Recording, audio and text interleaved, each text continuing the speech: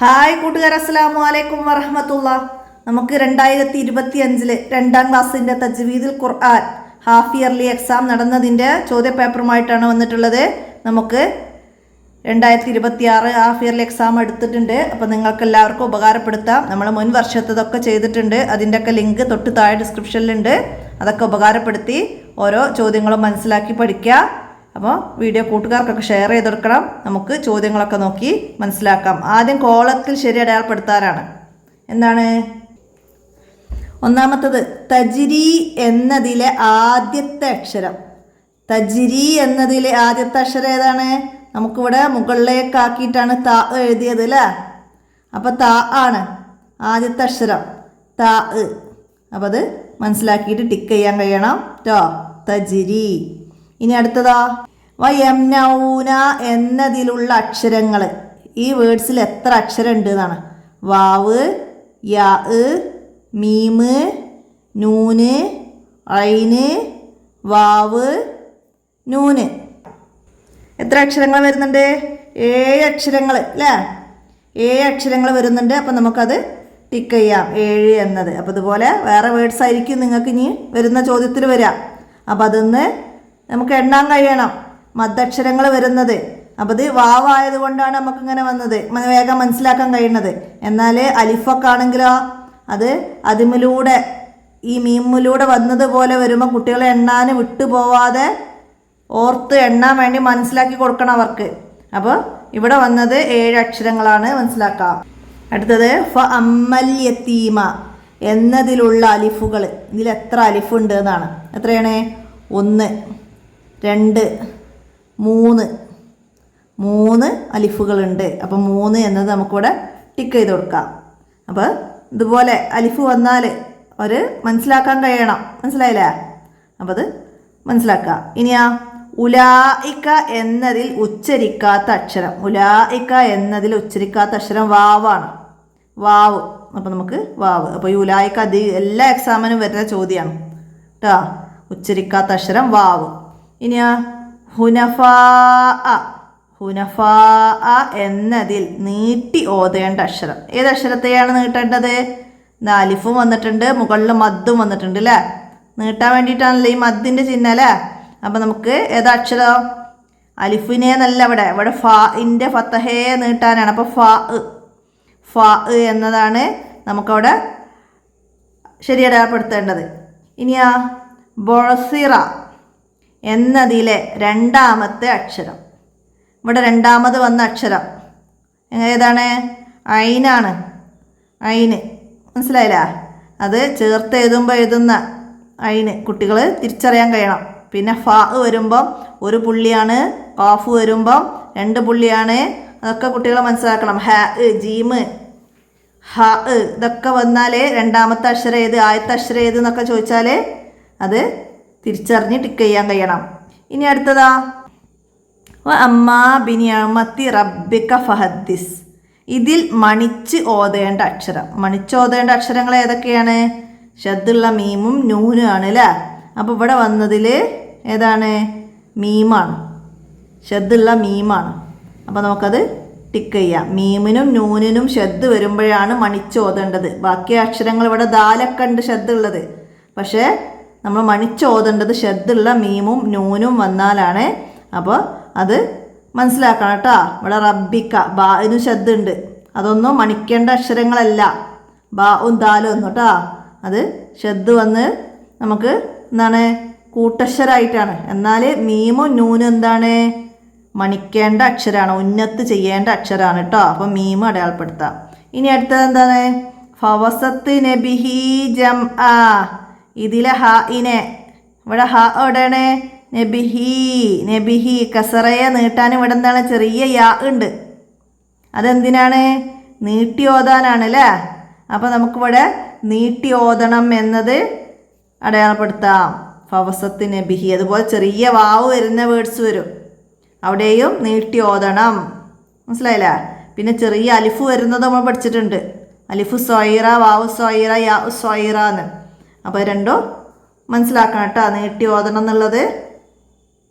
അടുത്തത് വ തക്കൂനു ലൊഹ്റക്ക കഫറു. 3 വാക്കുകളിലുമുള്ള അക്ഷരം. ഈ 3ലുള്ള അക്ഷരമാണ് ഏത്? കാഫ് അല്ലേ? ഇവിടെ ഈ കാഫ്, ഇവിടെ ഈ കാഫ്, ഇവിടെ ഈ കാഫ് അല്ലേ? അങ്ങനെ വന്നിട്ടുണ്ട്. അപ്പോൾ ഏതാണ് 3ലുള്ള അക്ഷരം ഏതാന്ന് വെച്ചാൽ കാഫാണ്. അത് അടയാളപ്പെടുത്താം. ഇനി അടുത്തതാ ഷദ്ദുള്ളപ്പോൾ മണിച്ച് ഓതേണ്ട അക്ഷരങ്ങൾ. ഷദ്ദുള്ളപ്പോൾ മണിച്ച് ഓതേണ്ട നമ്മൾ നേരത്തെ പറഞ്ഞിരുന്നു മീമും നൂനുമാണ്. ഷദ്ദുള്ളപ്പോൾ മണിച്ച് ഓതേണ്ടത് മീമിനും നൂനിനെയാണ് കേട്ടോ. ഇനിയോ ചേരുമ്പടി ചേർക്കാനാണ്. എന്താണ്? തോ ഉള്ള വാക്ക്. തോവും ലോവും കുട്ടികൾ മനസ്സിലാക്കിയിരിക്കണം അല്ലേ? അപ്പോൾ ഇവിടെ തോ വന്നത് ഇതിൽ ഏതാണെന്നാണ് നമ്മൾ നോക്കേണ്ടത്. ഇതിലെവിടെയാണ് തോ ഉള്ള വേർഡ്സ് വന്നത്? ഫവസത്തിന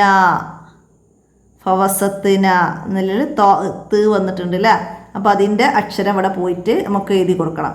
ഇതുപോലെ നമ്മൾ മുന്നത്തെ ക്വസ്റ്റ്യൻ പേപ്പറിലൊക്കെ ചെയ്തിട്ടുണ്ട്. നമുക്ക് മാച്ച് ചെയ്യാൻ എന്താ വരിക? ഇതുപോലെ തന്നെ ഏതെങ്കിലും അക്ഷരങ്ങൾ അവസാനത്തിൽ വരുന്നത്. മനസ്സിലായില്ലേ? വാവ് കൊണ്ട് അവസാനിച്ചു, ലാമ് കൊണ്ട് അവസാനിച്ച് എന്നൊക്കെ പറഞ്ഞിട്ട് ഇവിടെ കണ്ടില്ലേ? ലാമ് കൊണ്ട് അവസാനിച്ചത്, നൂന് കൊണ്ട് അവസാനിച്ചത്, അങ്ങനെ അവസാനിച്ചത് ചോദിക്കും. മനസ്സിലായില്ലേ? പിന്നെ തുടങ്ങുന്നത് ചോദിക്കും. വാവ് കൊണ്ട്, ഇവിടെ താ കൊണ്ട് തുടങ്ങിയത്, യാ കൊണ്ട് തുടങ്ങിയത്, അങ്ങനെ കുട്ടികൾ അക്ഷരം തിരിച്ചറിഞ്ഞ് ശരി അടയാളപ്പെടുത്താൻ വേണ്ടിയിട്ടാണ്. അപ്പം അത് മനസ്സിലാക്കണം. ഇനിയാ സോദ് ഉള്ള വാക്ക്. സോദ് വന്നത്, സോദും ലോദും മാറിപ്പോവരുത് കേട്ടോ. തോവും ലോവും പുള്ളിയുള്ള ലോ അല്ലേ? അതുപോലെ സോദും ലോദും. അപ്പോൾ സോദുള്ള വാക്ക് ഇവിടെ ലോദാണ്. സോദ് നസ്റുള്ള. അപ്പം അതിൻ്റെ സി നമുക്ക് അവിടെ എഴുതി കൊടുക്കാം. ഇനി ലോദ് ഉള്ള വാക്ക്. ലോദ് തളിലീലിൽ. അപ്പം നമുക്ക് അതിൻ്റെ എഴുതി കൊടുക്കാം. ഇനിയാ ഐനുള്ള വാക്ക്.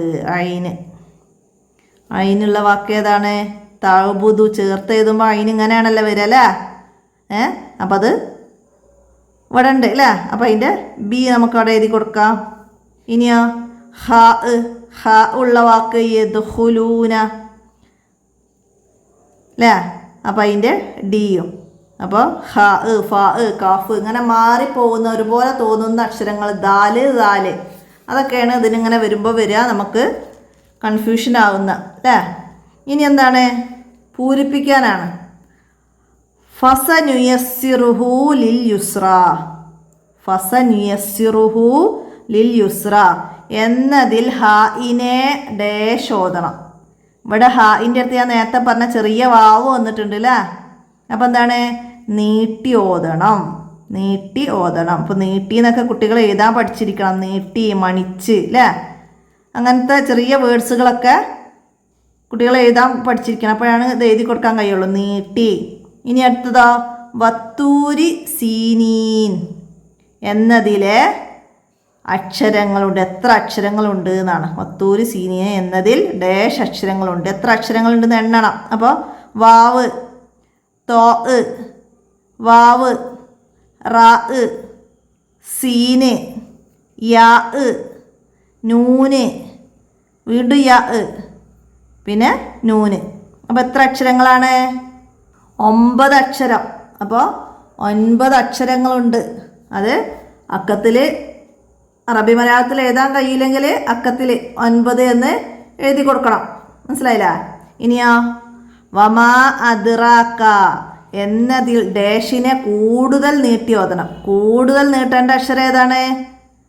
വമാ അല്ലേ? മീമിനെന്ന് ഇവിടെ നമുക്ക് എഴുതി കൊടുക്കാം. വമാ എന്നതിൽ കൂടുതൽ നീട്ടേണ്ടത് മീമിനെയാണ്. റാ എന്നുള്ളതിന് നീട്ടിയാൽ മതി. കൂടുതൽ നീട്ടുന്നത് ഇവിടെ മദ് വന്ന മീമിനെയാണ്. റാ എന്നതിൽ അലിഫ് അല്ലേ? അലിഫ് സോയിറുണ്ട്. അപ്പോൾ ഏതിനെയാണ് കൂടുതൽ നീട്ടിയെന്ന് വെച്ചാൽ മീമിനെയാണ് കേട്ടോ. ഇനിയാ ജഹന്നമ എന്നതിൽ ഡേഷിനെ മണിച്ച് ഓതണം. മണിച്ച് ഓതേണ്ടത് നമ്മൾ പറഞ്ഞു അല്ലേ? ഷദ്ദുള്ള നൂന്. അപ്പം നൂനിനെയാണ് മണിച്ച് ഓതണം. നൂനിനെ. അടുത്തതാ വഅഖ്റജത്തിൽ അർളു എന്നതിൽ ഡേഷിനെ ഉച്ചരിക്കരുത്.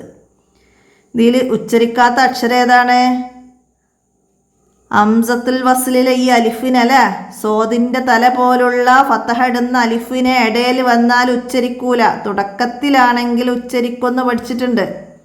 അപ്പോൾ ഇവിടെ അലിഫിനെയാണ് ഉച്ചരിക്കാത്തത്. വഹ്റജത്തിൽ അർലു, വഹ്റജത്തിൽ അർലു എന്നതിലെ ഈ അലിഫിനെ ഉച്ചരിക്കില്ല. അടുത്ത ചോദ്യം എന്താണ്? ഒറ്റവാക്കിൽ ഉത്തരം എഴുതാനാണ്. ലം യലിദ് വലം യൂലദ്, ഇതിൽ എത്ര ലാമുണ്ട്? എത്ര ലാമുണ്ട് എന്നാണ് എഴുതേണ്ടത്. ലം 1, യലിദിൽ 2, വലം 3, യൂലദ് 4. അപ്പോൾ 4 ലാമുണ്ട് എന്ന് എഴുതി കൊടുക്കാം. 4 ലാമുണ്ട്. ഇനിയോ ഇദാ ജാ എന്നതിൽ കൂടുതൽ നീട്ടി ഓതേണ്ട അക്ഷരമേത്? ഇദാ ജാ എന്നതിൽ ദാലിനെ നീട്ടുന്നുണ്ട്, ജാ എന്ന ജീമിനെ നീട്ടുന്നുണ്ട്. അപ്പോൾ ഏതാണ് കൂടുതൽ നീട്ടിയത്? ജീമിനെയാണ്. ഇവിടെ അലിഫാണ്, ഇവിടെ മദ്ദും കൂടി ഉണ്ട് അല്ലേ. അപ്പോൾ കൂടുതൽ നീട്ടി ഓതേണ്ടത് ജീമിനെയാണ്. അപ്പോൾ ജീമ് എന്ന് എഴുതി വെക്കാം. ഇനിയോ കഅസ്ഫിൻ എന്നതിൽ, കഅസ്ഫിൻ എന്നതിൽ ഐനിനു ശേഷമുള്ള അക്ഷരമേത്? ഏതാണ്? ഐന്. ഐനിന് ശേഷം സോദ്, സോദ് ഇത് എഴുതാം. ഇനിയോ ഐരിൽ മൗലൂബി, ഐരിൽ മൗലൂബി എന്നതിൽ എത്ര അക്ഷരങ്ങളുണ്ട്? അങ്ങനെ അക്ഷരങ്ങൾ എണ്ണുമ്പോഴൊക്കെയാണ് കുട്ടികൾക്ക് തെറ്റുകൾ വരിക. അവർ ശ്രദ്ധിച്ച് എണ്ണാൻ പഠിക്കണം കേട്ടോ. ഐന്, യാ, റാ, അലിഫ്, ലാമ്, മീമ്, ഐന്, ലോദ്, വാവ്, ബാ. എത്ര അക്ഷരങ്ങളാണ്? 10 അക്ഷരങ്ങളുണ്ട്. ഐരിൽ മൗലൂബി എന്നതിൽ 10 അക്ഷരങ്ങളുണ്ട്. അത് അവിടെ എഴുതി കൊടുക്കാം. ഇനിയോ അങ്കല ലൊഹ്റക്ക്, അങ്കല ലൊഹ്റക്ക് ഇതിൽ ലോദുള്ള വാക്ക്. ലോദ് വന്നത് അങ്കലയിലാണ്. അപ്പോൾ അത് എടുത്തിട്ട് ഇവിടെയൊക്കെ എഴുതുകയാണ് വേണ്ടത്. ലോദ് ഇത് ലോ ആണ്.